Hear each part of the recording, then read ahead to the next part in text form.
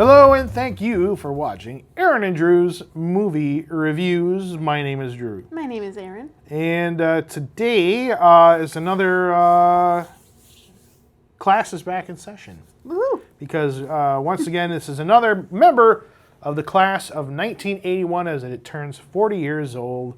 As of this recording, I think about a month and a half ago, this movie turned 40. We're going to talk about Raiders of the Lost Ark. Ta-da! A movie which I think holds up pretty well, I would say. This ranks up. Well, I'm trying to think of the other movies I've done so far. I've done Clash of the Titans, The Great Muppet Caper, Escape from New York, Superman 2. Did I do any other ones? I don't think so. I don't think so. So far, that's all of them. But there will probably be more as the year goes on. But yeah, full disclosure though, I have yet to see. I didn't see it at the time, nor have I yet seen this film in a theater. Really? I've never seen it in a theater. This was the first film I ever rented. Well, I didn't rent. My family rented on VHS. Oh. In the Christmas of 1983, we got our first VCR. This was the first movie we watched on it. That's pretty cool. Yeah, it is pretty cool. And it's held up ever since. The movie, not the VCR. Not the VCR. That thing is long gone, unfortunately. But it was one of those really cool VCRs that had the pop top, where you put the tape at the top and you went like this, instead of like sliding it in the front. Yep. So, yeah. Memories. That was fun. Yeah, Raiders of the Lost Ark. This turned 40, about a month ago or so. And I was getting a little off topic, but not too much here. I've read that they're making a fifth one of these. Yeah. Which, I gotta say... I've heard about that. Not enthused. No. And Steven Spielberg is not directing it. Ugh. But why bother then? Well, I think he's producing it. But the guy they got has some street cred. James Mangold. He did Logan. Okay. And the Johnny Cash movie. Walk the Line? Walk the Line, and he did Ford versus Ferrari. So he does have some street cred. Okay. But we'll see. Yeah. Are they going back to a darker, grittier indie? Because they went cartoon alien. Oh, yeah. Aliens. I hated that damn movie. I'd rather have gore. Like this one. There's so much gore in this movie. Oh, great physical gore. Mm-hmm. Yes, I loved it. But, this was kind of an idea of George Lucas's from a while back. He wanted to do much like Star Wars, he kind of wanted to do something that was based on old serials. Only this, and I've actually seen some of those serials, and I swear some of the stunts out of them were taken from there and placed directly into the movie, like the crawling under the truck. And all those like a lot of those truck stunts. Which, that was no CGI. That's pretty impressive, if you ask me. Those stunts are awesome. Awesome. Real good stunt work in this one. Yeah, it's funny how some people will be so blown away. Oh, that CGI looks amazing. I'm like, nobody really... Do practically, though. Yeah, nobody. Yeah, but you can kind of tell it's CGI. I mean, it's like, there are people who used to do that stuff for real. Yeah. And it looked pretty good. And some people just don't have the perspective on that, because they didn't. I don't know if because they didn't grow up with it, or I don't know. It's just weird. But anyway, Lucas and Spielberg had kind of been looking for George Lucas and Steven Spielberg. I should clarify. I shouldn't just automatically assume. I would think most people who know who they are right now. Talk about them like they're your best friends. Yeah, of course. Like, hey, come My over. buddy George and Steven. Yeah, we're gonna go do some coke. Want to come on over later? Let's just. I wouldn't have gone there, but okay. But then they kind of pitched this idea to some different studios, but they had some reservations because both Lucas and Spielberg didn't have great. Their movies did very well, but they didn't have reputations for being on budget and scheduling. Like when Spielberg made Jaws, famously that went way over schedule because, well, the shark didn't work. Yeah, the dang shark. The shark didn't work, and they did a lot of shooting on water. They were susceptible to lots of weather, that kind of thing. And Close Encounters, he was way over budget. Spielberg has a problem with mechanical things in the rain. Yes, and Lucas was the same thing with Star Wars. That was supposed to be a Christmas of '76 movie, and that got pushed all the way to the summer of '77 because it went that far over. So they were, it's amazing he didn't get fired from that movie. When you look at the backstory and all that. So he made this idea, like, okay, I will make Spielberg be on time and on budget. And if he doesn't, you can do X, Y, and Z. And they said, okay. So because of that, that's how they got the deal to make this. So, and I'm not sure where to go from here. I just kind of laid out the backstory. Yeah. Backstory aside, I have to say that this movie has some of the best character introductions I've ever seen in movies. Such as? Well, him. Yeah. And just kind of like, you don't even see his face for the first 5 minutes. But you kind of see... He doesn't get his theme music for like way past that. Oh, yeah. It's just kind of this weird, creepy... I don't know what you would call it. Undertone? Just ambiance. Yeah, or weird, motif. Creepy ambiance. Leitmotif. Yeah, because it kind of gives you more of the feel of the environment than the character. Because you kind of see him... Well, you kind of see like his shoes walking through stuff, and then you see him kind of pull out a map, and then there's a guy who pulls out a gun, and he just doesn't even look at the guy. Yeah.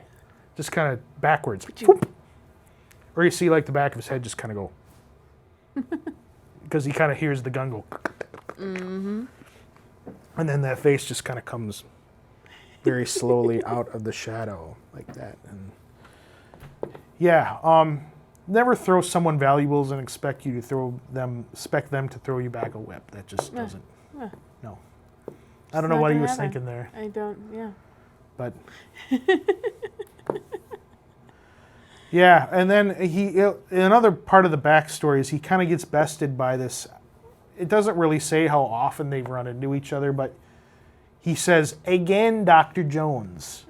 So this character called Belloc, who's played by Paul Freeman, and so you assume that they're kind of like a Sherlock Holmes Moriarty.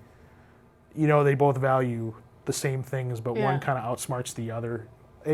And you can see that he's been outbested by this guy multiple. I want to okay, they like making prequels. Now everything's a prequel. You want a Belloc prequel? Or no. Well, here I want to see like a short, like a 10-episode Netflix thing of a younger Indiana Jones. Forget this 5 stuff. Him and a younger Belloc. Because they butted heads. There's a story there we haven't heard because they run into each other a lot. There was the Young Indiana Jones Chronicles. But they didn't meet in that, though, did they? I don't remember. I don't think they did. The only thing I remember was River Phoenix. Yeah. But they've competed for the same artifact. Like here, that idol, he has to give him that idol. That this has happened before. Where they've, and I want to see that story, how this, nothing to do with the Ark. That just those two chasing stuff on different countries. I think that'd make a cool mini. You cast. I have no qualms about having like a younger Indiana Jones because Harrison Ford's like 80 years old. A cast, if you want to cast like not a teenager, but like someone in their late 20s to be like a younger character. I want to see that story. Yeah. Have the guy from Solo, because honestly. He needs to redeem himself. I don't think he was that great of a Han Solo, though. In my opinion, Alden Ehrenreich, is that his name? Yeah. I don't know, but anyway, he loses his little artifact and he goes back to he's a university professor, and you kind of see what his day job is like. He's teaching you know, if that took place today, all those kids would be on their phones. Mm-hmm. Sorry to say. Yeah, or sending like the text messages. That's like that. See, she wouldn't put the "I love you" on her eyelids. She would just like text it to somebody. And, like, email your professor. yeah. Don't do that. Yeah, or send them ridiculously obnoxious pictures. Don't do that either. Yeah, don't do that either. And then he gets a call. Well, I guess he doesn't get a call. These government agents kind of show up at his school and say, "Hey, we have this. The Nazis are looking for this thing, and we think you might be the guy to go do it." You seem like the type of person to be able to find this thing for us. You know all about this stuff, and of course the main guy behind it is the one who played Porkins in Star Wars, William Hootkins, I think he is, who also showed up in Flash Gordon and I think Superman 4 and Batman, the Nicholson Keaton Batman movie. I answer to Grissom, not to psychos. That guy. Think about the future. Same actor. William Hootkins. Look it up. He's like right now we're doing something. Well, you don't have to look it up now. This is more for like the peeps yes. at home. You look it up. Or people who are about watching on the whatever they watch on kind of thing. Oh, that reminds me, since you are watching us, we do have like a little like button down here. If you want to like somewhere. Yeah, somewhere down there if you want to like hit the like button for liking our show. We really appreciate that. Mm-hmm. Yeah. Subscribe, hit the bell. I would say leave a comment, but they're turned off. Yeah, that's okay. We know they like us anyway. Yeah. So because internet loves everything. Sure. They do. And so he says, "Okay, I'll go do this," and because he's, I think, kind of enticed because a former girlfriend is involved in the plot because she has. Oh yeah, she's like thinking like, my girlfriend has that piece, and I need that to find this thing. Yes. So he has to travel all the way to Nepal to look for this. What is it? It's a medallion, just a medallion, a generic medallion. Yeah. Not medallion of something. I think it's just. I forget the name of it. I don't think it has a name, does it? I don't think. But it so. belongs on a staff piece, and you need to put it on the staff and set it in front of the sun at this time of day. Staff. And it will show the location of where this ark is supposedly is. So he gets there, and surprise, surprise, not only does he show up, but like a group of Nazi thugs show up. You're skipping over the best character introduction in any movie ever. And that's for Marion. Oh, I thought maybe you were going to talk about the whiskey drinker. No. Yeah. Marion and their little drinking thing where she's just all like, I can't drink anymore. Yeah. I don't know how. Anyway. In the rest of that scene, I don't know how she stands up, to be honest with you. No. Because there's a dude sitting across the table who's like, got to be, I don't know, 3 times her size. Yeah. And he can't even walk out of the place. Yet she gets up, wipes the table off, takes trays of little glasses and sets them over here, like doesn't skip a beat. Best character. That's everything you need to know about her. Yeah. She owns a bar in like another country for some reason. Well, I think she's hiding. Yeah, definitely. Well, not just from the obvious, but like she said like her father died and she wanted to get away or run away from him. Yeah. I guess because it didn't go quite so well. And they've had issues. Yeah, they've had issues. So, hey, can I have that medallion? Oh, I don't have it. When, of course, she obviously does. But then she finds out, these guys show up and says, "Good evening, Fraulein." Ooh, that Weasley German guy. Yeah. Yeah, that guy was like great. him. He's like, we want the thing your friend Dr. Jones wanted. And they are basically going to torture her. And guess who shows up just in time to save the day, but Indiana Jones, of course. And when we say save the day, we mean like he has like no plans whatsoever. No. Never does. He just shows up and whips people and kind of throws random objects and might get a hold of a gun or 2 or 5, I don't know, or sets things on fire because he has no other way to You see where this is going? Mm-hmm. That's just kind of how he solves problems. But he manages to like get rid of the spies. Well, the creepy dudes survive. Well, he tries to grab she hides the medallion, but then this guy finds it, but it's hot from like being next to a fire, so he tries to grab it. And he runs outside and sticks his hand in the snowbank, but it leaves this Carved in the... impression on his palm of his hand here. Looks like I'm doing a palm reading. Oh no, yeah. See, here in November, this is going to happen to you. Yeah. Yeah, and then you're going to open the Ark and die. Yeah. Well, Oh, I'm sorry, I spoilers. wasn't supposed to read that far. I didn't say anything. But yeah, then she kind of fesses up, like, yeah, well, because of this, yeah, I have this, but you can't have it unless I go with you, basically. So. She wants adventure. Yeah. In Well, the great wide somewhere. I don't think she. Well, her business just burned to the ground, so she doesn't. She doesn't really have a whole lot left, and maybe she can resolve this issue that they have, whatever that is. Yeah. Yeah. Yeah. Yep. So yeah, they go to Egypt, and he has a friend there who can kind of set him up with some, I don't know, lodgings covered, whatever, that kind of thing. And the Nazis already start digging for this thing, but they're not looking in the right spot, apparently. Right. They think they have it. Yes. But I don't know if the little thing that burned into the guy's hand was... So he can't like cut his hand off and put it on the staff, because that's not going to work. Also, it doesn't have the gemstone. Yeah, and it doesn't have the gemstone, so I don't know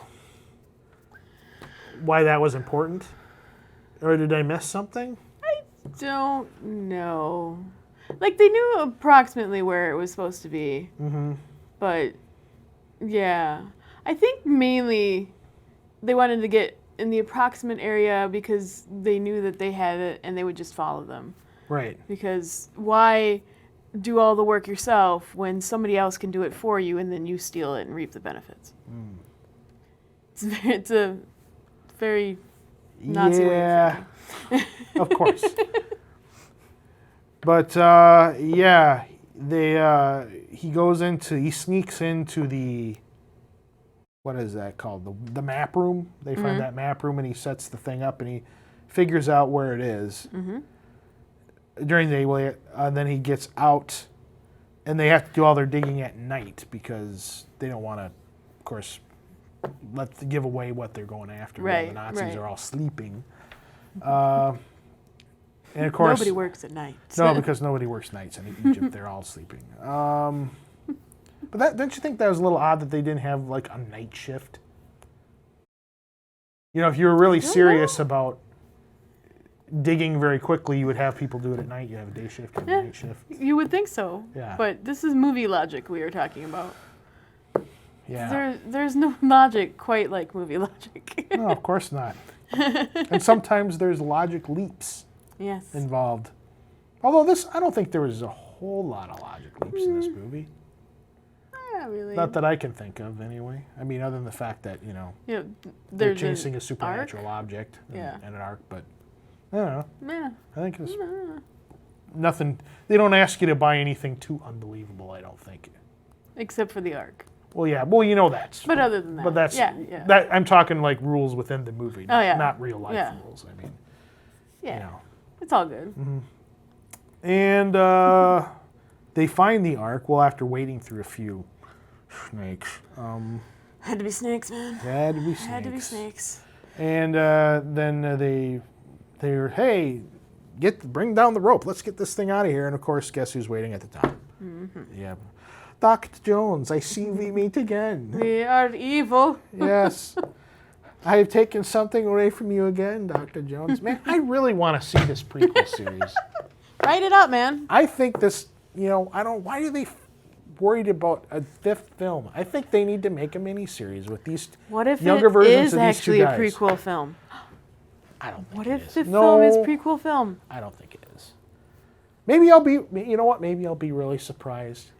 But I don't think I will. Maybe everybody working on that film will see this review, see how impassioned you are about having a prequel film, scrap everything they've already written and done and go, we got to make this film for this guy. It's just too bad they wasted all that money on Crystal Skull, because I would much rather have seen an Indiana Jones Belloc prequel series.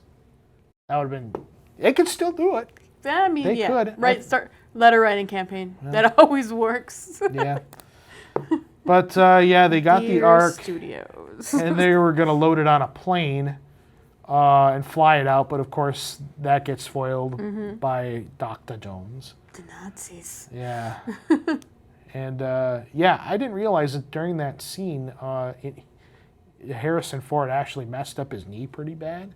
He fell in front of, like, one of the wheels of the plane, and it rolled over it. Or not over it, but... He did something where he tore like his ACL or something, so he was out of commission. These movies were really hard to make. I bought this book called The Making of Indiana Jones series, and it's like yay thick, and it's like a coffee table book. Nice. And it talks about all the production issues or how they made the movie and all the challenges they had, and people were getting sick from like the local food. Oh, the food poisoning. And it's just 120 degrees. The iconic scene because of that food poisoning. The which scene? The sword fighting scene where he just shoots the guy. Oh, yeah, because that was supposed to be something else. Yeah, it was supposed to be a proper fight, but everybody was coming down with food poisoning, and nobody wanted to be there anymore. And Harrison Ford was just like, can I just shoot the guy?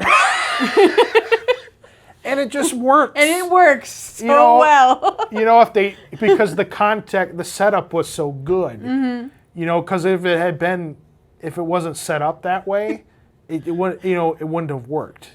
But it just... it's all of the flourish. Yeah, it's just so funny. And it's... Bang. See, and a little bit of a tangent, but that's kind of why I don't like the new Star Wars films. Okay. Because they're not... you may disagree with me. I didn't think they were very funny. The humor was lacking. The humor was lacking. I mean, I agree. There was no, will someone get this walking carpet out of my way? Laugh it up, fuzzball. I mean, who's scruffy? There's none of that in these new movies. It's just the chemistry. The nuances that it's not there. Yeah. It's just, I think that's something that's sorely missed in those films. Well, I mean, other than the fact that not all of those characters have a scene together. Yeah. Yeah. I mean, like you see, I think, obviously Carrie Fisher and Harrison Ford were in a scene together. In the second film, you briefly see Mark Hamill and Carrie Fisher together. But then you bring in Billy D. Williams for the third one. What's the point? I think, I just thought that was He needed a paycheck? Well, yeah. Well, there's that. That Colt 45 is not going to buy itself. Hello, where's my Colt 45? Jeez. Those are great commercials. No joke. There's Billy D. Williams was a guest at a convention over in Minneapolis a few years ago, and whoever runs for the convention, whoever runs their Facebook page or social media, took a picture of a guy who brought. I don't know if he owned a liquor store. One of those big cardboard cutouts of Billy D. Williams holding a 6-pack of Colt 45, and he signed it. Oh, God. That's got to be one of the best souvenirs ever. Put it back in your store. Yep. Hopefully no one walks away with it. I thought that was just so awesome. Where were we now? I don't know. I don't know either. Oh, yeah, they got the plane. Yeah, so they blew up the plane. Someone gets chopped. Yeah. You just hear that scream and then just blood. Oh. I mean, it's always more horrifying when you don't quite show the whole thing. That's like when we talked about the Mummy with the CGI scarabs. It's kind of like, I don't know. But, and then so they're going to take it out on truck instead because that's a more efficient way to travel. Yes. Yeah, and that doesn't work either because there's this amazing chase scene with him on a horse basically throwing Nazis out of a truck. Except for the guy in the cab. The driver's always the hardest to get rid of. Which is saying a lot because they are very distracted by doing their actual job of driving, you would think you could just go punch, push. Or you just hit the brakes and they all go, "Ah!" and go flying off. Yeah. So they managed to like get the very what's the word I'm looking for? Clandestine way of putting the Ark on this boat that's going towards, I don't know, Britain or something. You're supposed to be. Yes, it's going somewhere. So they think, hey, we got the Ark, and then guess what? The Nazis show up with the submarine, and once again, it's just kind of like a hot potato. It keeps going back and forth. It's like, And then they why take can't I keep all this Ark? It's like, for some reason, they find the need, they have to open it and just to check it out. I don't know why. Why not? Because otherwise, I want to see what's in the Ark. the Nazis would win the movie or whatever. Well, no, they wouldn't, because they take it back to wherever and open it, and then they'd all get fried. But Melty face. yeah, Indiana Jones follows him, and of course he tries to get the Ark back, but it doesn't quite work. So he and Marion, I should say, become hostages, and they perform this weird, I don't know what you call it.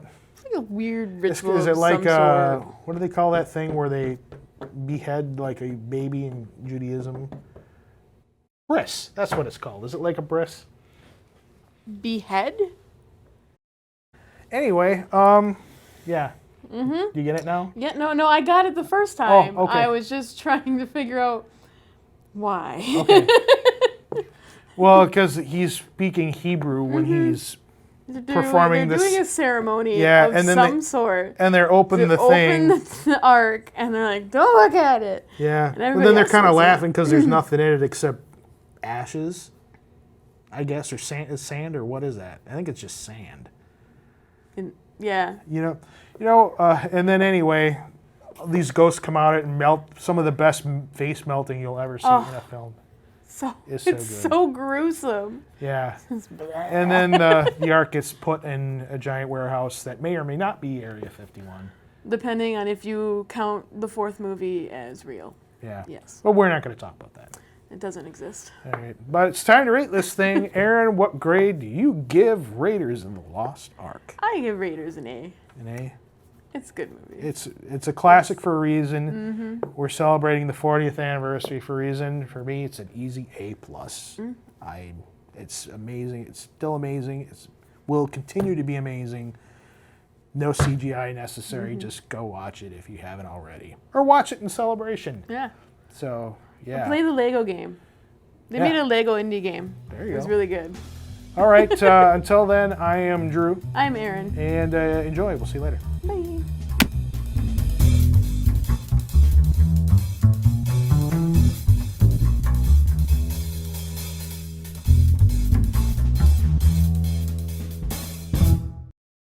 Cable television is the swellest thing they got.